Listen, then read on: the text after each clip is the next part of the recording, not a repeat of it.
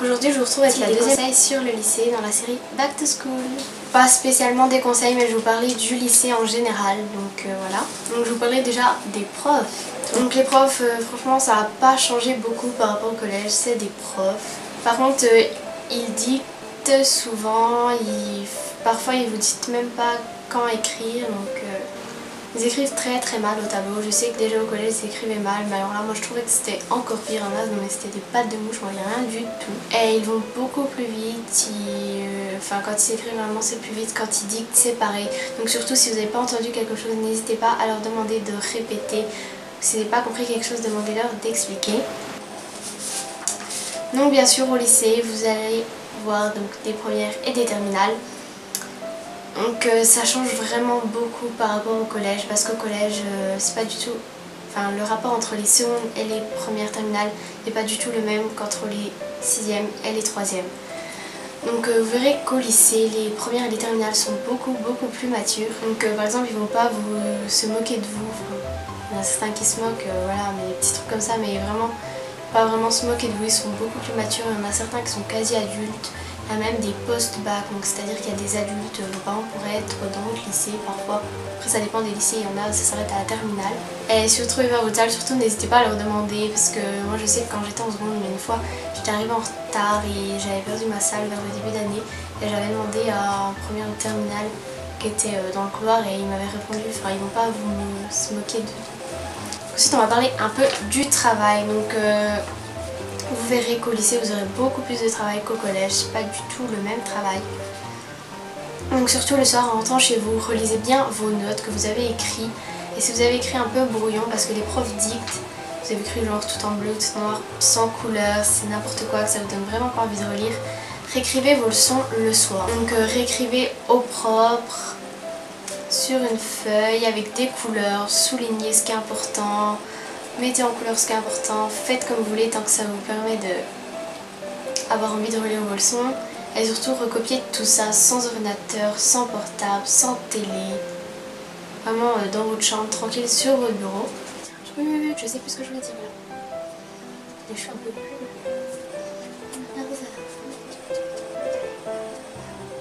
Et surtout recopiez bien le soir même, parce que alors si vous dites non je ferai ça demain, non je ferai ça après-demain, et bien vous allez jamais le faire.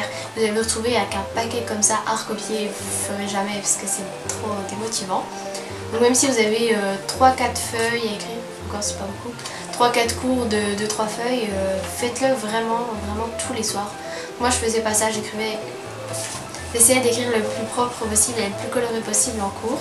Donc ce qui est conseillé normalement c'est de travailler minimum 1h30 tous les soirs chez vous. Je sais, ça peut paraître beaucoup quand on dit 1h30 comme ça, sinon je ne le faisais pas. Mais vraiment c'est vraiment important de bien travailler chaque matière, de bien faire des exercices et tout. Donc vraiment essayer de faire minimum 1h30. Donc parfois on conseille même 2 heures, donc ça fait un peu énorme, surtout qu'on rentre plus tard qu'au collège. Donc ensuite si vous n'avez pas compris une leçon, donc faites des exercices. Par contre avant de faire l'exercice, relisez quand même votre leçon. Parce qu'il y aura souvent des théorèmes, des choses comme ça à appliquer. Donc relisez votre leçon. Ensuite faites des exercices, donc surtout pour les maths et la physique. Souvent besoin de refaire des exercices pour comprendre. Vous pouvez faire ça avec votre manuel, il y a quelques exercices corrigés, mais regardez pas la correction avant de faire l'exercice. Sinon ça sert à rien, ou sinon je pense que vous pouvez trouver des petits exercices sympas sur internet, mais faites attention quand même à ce que vous trouvez, parce que parfois les corrections ne sont pas très justes. Donc ensuite ce que je vous conseille c'est de travailler vraiment dès le premier trimestre. Ne vous dites pas au début oh c'est facile et tout. Ok, au début c'est un peu des choses faciles, des choses un peu qu'on a vues au collège, mais surtout ne vous découragez pas et travaillez vraiment dès le premier trimestre. Parce que si vous loupez quelque chose, par exemple moi au début en physique j'avais un peu du mal et je bossais presque rien. Et du coup j'avais des moyennes complètement pourries, donc après c'est assez dur de se remotiver, de dire non c'est nul et tout, j'ai ça, j'ai eu 2, non j'avais pas eu 2. Et du coup ça donne pas trop envie de se remettre au travail, donc commencez dès le début, donnez une bonne impression de vous, vraiment pour qu'on voit que vous êtes quelqu'un qui travaille régulièrement, vraiment tout le temps. Et si vous ne mettez pas dès le début, après ça va être vraiment dur de s'y remettre. Donc par contre quand vous travaillez, essayez de travailler plus dans les matières où vous n'y arrivez pas et dans les matières où vous voulez vous diriger plus tard. C'est-à-dire que par exemple si en première vous voulez aller en S, privilégier quand même un peu plus les matières scientifiques, donc les maths, la physique, les choses comme ça. Parce que quand vous êtes au conseil du 3e trimestre en seconde, les choix pour les filières vont être en fonction des notes que vous avez en la matière. Par exemple, moi au dernier trimestre en français j'avais une note complètement pourrie, donc ils m'ont dit non pour la L. De toute façon je voulais pas y aller. Et si j'avais eu une bonne note en français, j'aurais pu aller en L. Là je pouvais aller dans toutes les filières que je voulais. Donc ils vont voir surtout en fonction des notes et du travail que vous fournissez en la matière. Donc essayez de fournir plus de travail dans les matières où vous voulez aller, mais ça ne veut pas dire qu'il faut abandonner les autres. Parce que si vous avez par exemple un 15 en maths, un 15 en physique et que vous avez que des 2 dans les autres matières, ils vous diront non quand même pour la S, parce qu'ils verront que vous êtes quelqu'un qui ne travaille pas ou qui travaille que dans les matières où il a envie. Pour la L, donc essayez de travailler surtout le français, parce que c'est tout ce qui est littéraire et surtout les langues vivantes, parce que le L, il y en a plein qui disent que c'est que le français, mais ça compte aussi sur tout ce qui est, par exemple, si vous faites de l'espagnol, de l'italien, du russe, de l'anglais, c'est surtout ces matières-là qui vont compter. En ES, donc c'est surtout l'économie, donc souvent la SES, même si c'est une matière non notée, travaillez quand même bien dans la matière. Ensuite, il y aura aussi beaucoup de l'histoire qui joue dedans, je crois. Et je crois qu'il y aura un peu de scientifique, mais pas beaucoup. Donc il faut quand même bien travailler matière non notée. Par exemple, si vous faites DNL, donc pour ceux qui ne savent pas, c'est l'anglais européen. Donc je sais pas si vous aviez ça dans votre collège. Moi, il y avait ça et j'ai continué en seconde.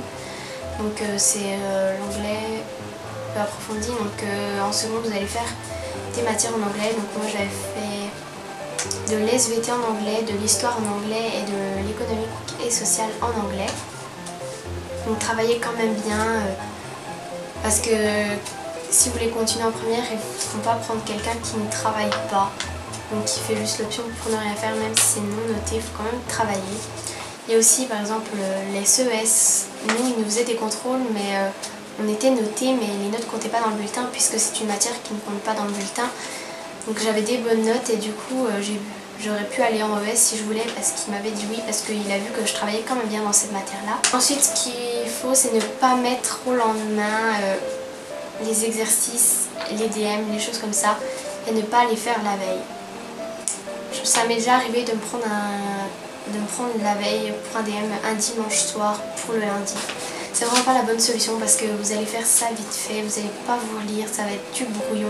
Alors que si vous réfléchissez avant, donc vous allez sûrement avoir d'autres idées parce que nous par contre on avait des DM qui n'étaient pas notés sur la solution mais sur la réflexion. Donc si vous faites ça en 5 minutes, vous n'allez pas pouvoir bien réfléchir et souvent en plusieurs jours on a plusieurs réflexions différentes et donc ce sera beaucoup plus mieux. Donc surtout prendre de l'avance même sur vos devoirs. Si vous avez une heure d'études au lieu d'aller en ville ou je ne sais où, ok c'est cool, vous pouvez y aller de temps en temps, je dis pas qu'il faut pas sortir, hein.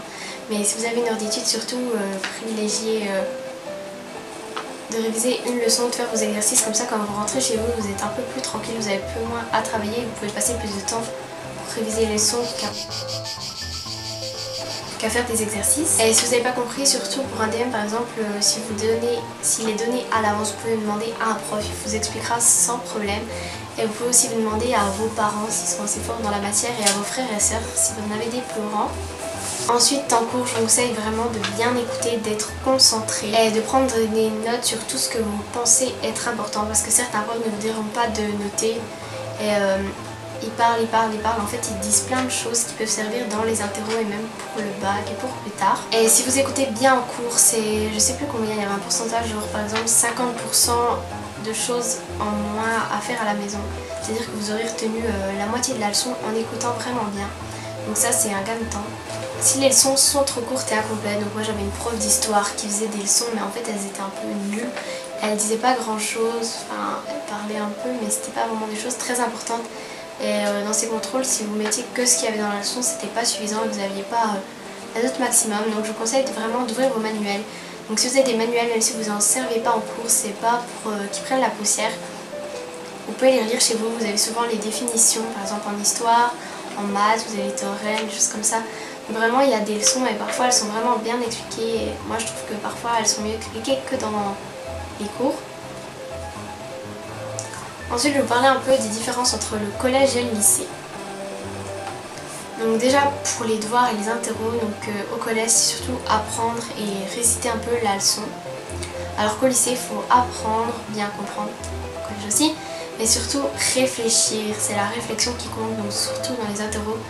Parfois, comme je vous ai dit, en maths, c'est surtout la réflexion et pas trop le résultat, même si ça compte quand même dans la note. Mais vraiment, il faut appliquer, réfléchir, et c'est quand même beaucoup plus compliqué. Ensuite, il faut travailler beaucoup plus régulièrement et il y aura beaucoup plus de devoirs et de travail. Parce que moi, je me rappelle qu'au collège, je lisais 2 fois ma leçon avant une interro. Et j'ai voulu faire ça en seconde, sauf que je me suis rattrapé des sales notes au début, donc j'ai vu que ça marchait pas trop. Je sais que certaines personnes ça marche parce qu'on est trop intelligent. Ensuite, le lycée, vous verrez que c'est un endroit beaucoup plus grand, il y a beaucoup plus de salles, beaucoup plus de monde. Après, ça dépend d'où vous étiez au collège, mais souvent c'est ça. Donc ensuite, vous verrez aussi que vous pouvez sortir aux heures d'études. Donc au collège, nous, on ne pouvait pas sortir. Je crois qu'il y a certains collèges où on peut sortir, et nous, au collège, on ne pouvait pas sortir, on ne pouvait rien faire, il fallait rester dans la cour de récré, tu peux pas sortir. Pendant les heures d'études, tu étais obligé d'être dans la salle d'études, tu peux pas être dans la cour, ni en ville, ni rien. Que là, vous avez une heure d'études, vous pouvez aller en ville, aller manger. Vous pouvez vraiment faire tout ce que vous voulez. Enfin, quand même pas, faut pas abuser. Vous pouvez, par exemple, je sais qu'au collège, on peut pas fumer. Par exemple, en sortant le midi au récré, je ne fume pas. Et il y a beaucoup de gens au lycée qui ont fumé et tout, que ça, tu ne pouvez pas le faire au collège. Vous pouvez sortir vos portables aussi dans la cour et nous, dans la salle où il y avait les casiers, enfin en bas dans le petit préau. Par contre, dans les couloirs, on n'avait pas le droit, même si je l'ai déjà fait, j'ai failli me le prendre 2 fois d'ailleurs. Mais vous verrez que vous êtes beaucoup plus libre, vous êtes beaucoup plus autonome, responsable. Donc aussi pour les absences, nous quand on était au collège, en fait les absences, dès qu'on n'était pas là, ça envoyait un SMS aux parents. Alors que là, pas du tout, je crois que c'est au bout de 3 absences, vous avez genre 2 heures de colle, un truc comme ça. Enfin, 3 absences non justifiées, que vos parents ne savent pas et tout. Alors qu'au collège, on vous envoyait directement un SMS, que là non, parce qu'en fait il y a certaines personnes qui sont déjà adultes, donc on va pas envoyer un SMS à leurs parents alors qu'ils ont 18 ans. Et vous êtes beaucoup plus libre, parce que nous, je me rappelle au collège, on avait des pions partout dans la cour. Dans les préaux, on pouvait pas rester dans les préaux, on pouvait pas se mettre à certains endroits, c'était trop chiant. Alors que là, il y en a quelques-uns, mais vraiment pas beaucoup. Ils nous laissent vraiment faire un peu plus ce qu'on veut. Ensuite, je vais vous parler un peu des options et des enseignements d'exploration. Donc tout d'abord, vous allez avoir un premier enseignement d'exploration au choix. Je pense que vous l'avez déjà choisi, mais si jamais des personnes sont en 3e et prochaine ils auront à faire ce choix, je peux quand même vous les expliquer. Donc tout d'abord, vous aurez à choisir soit entre SES ou PFEG. Donc SES, c'est sciences économiques et sociales, donc vous allez parler plutôt de l'économie et de la sociologie. Et sinon vous avez PFEG, donc c'est pratique fondamentale de l'économie de la gestion, je crois. Donc là ce sera l'économie mais plus côté gestion, donc pas trop dans la sociologie. Ensuite vous allez avoir un deuxième choix, un deuxième enseignement d'exploration. Donc il y aura par exemple MPS, méthode pratique scientifique. Vous allez avoir art du spectacle, donc vous ferez plutôt de la danse, théâtre, des choses comme ça. Ensuite vous allez avoir santé sociale, donc c'est ce que j'ai fait, donc plutôt le santé, la sociale, les hôpitaux, les choses comme ça. Ensuite vous pouvez prendre italien, donc je crois que c'est 3 heures d'italien. Ensuite il y a aussi littérature et société et également russe, donc pareil que l'italien, c'est 3 heures je crois. Et après vous pouvez prendre en plus, donc là vous devez en choisir un dans cette liste et un dans l'autre liste. Et vous pouvez prendre en plus une autre langue, LB3.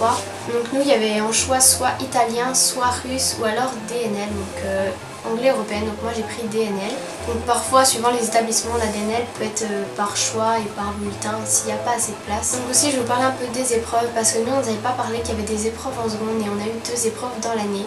Donc tout d'abord si vous êtes en DNL, je ne sais pas si vous allez la voir, mais nous on avait eu une épreuve orale et une épreuve écrite. Donc une épreuve écrite sur compréhension orale, compréhension écrite, des petits exercices, des choses comme ça, donc j'étais pas du tout au courant. Et vous allez avoir aussi une épreuve, orale. Donc nous en fait on avait une image et ça représentait une situation et l'examinateur nous posait des questions, nous faisait raconter des choses avec l'image pour nous aider. Donc on était par 2 et c'était pas nous qui choisissions. On avait ça, par contre je sais pas si j'ai réussi. Je crois que j'avais eu les notes d'oral, il me semble que je l'avais réussi. Mais on n'avait pas eu les notes d'écrit, donc je sais pas en tout si j'ai réussi l'examen. Il me semble qu'on l'a que cette année, enfin, quand on est en première je crois. Ou alors en terminale, je ne sais plus, mais c'est assez long pour avoir les résultats. Ensuite on a eu aussi une autre épreuve écrite, donc le contrôle commun de maths. Ça non plus j'étais pas au courant. Donc en fait ce sera une interro que toutes les secondes auront, qui seront tous la même. Donc en fait vous aurez plein d'exercices de maths sur tout ce que vous avez fait dans l'année. De toute façon les profs vous diront sur quel sujet c'est, enfin jusqu'à quel sujet c'est, parce que toutes les secondes n'ont pas fait tous les mêmes programmes en même temps. Il y en a qui ont commencé par la géométrie, d'autres par ça, qui vous diront sur ce que c'est, mais nous on n'était pas du tout au courant. Donc j'étais un peu deg de voir qu'on avait un examen. Voilà, j'ai quand même réussi, donc ça va. Donc voilà, la vidéo est terminée. Donc je vous fais plein de gros bisous et je vous dis à plus tard. Bisous. N'hésitez pas à nous rejoindre sur les réseaux sociaux, tous les liens sont en barre d'infos. Et à regarder notre dernière vidéo si ce n'est pas déjà fait. Et si vous avez aimé cette vidéo, partagez-la et abonnez-vous.